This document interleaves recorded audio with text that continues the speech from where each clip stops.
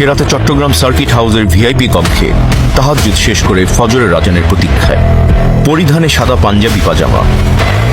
এমনই সময় হঠাৎ করেই প্রেসিডেন্টের শয়নকক্ষের চারপাশ কাঁপিয়ে বিকট বিস্ফোরণের শব্দ হয়। লেফটেন্যান্ট কর্নেল ফজলে হাসানের নিক্ষিপ্ত দুটো রকেট শেল লক্ষ্যভ্রষ্ট হয়ে সার্কিট হাউসের দোতলায় রাষ্ট্রপতির শয়নকক্ষের নিচের কার্নিশের একটা অংশ গুড়িয়ে দিয়েছে। ঘটনা কি তা দেখতে দরজা খুলে সিঁড়ির দিকে এগোতেই সিঁড়ি দিয়ে দ্রুত গতিতে উঠে আসা একদল সেনার মুখোমুখি হন প্রেসিডেন্ট।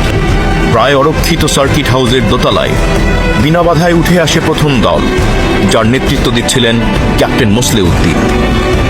আমাদের সাথে যেতে হবে স্যার। মোসলেউদ্দিনের কথাগুলো পুরোপুরি শেষ হওয়ার আগেই তৃতীয় দলটি উপস্থিত হয়।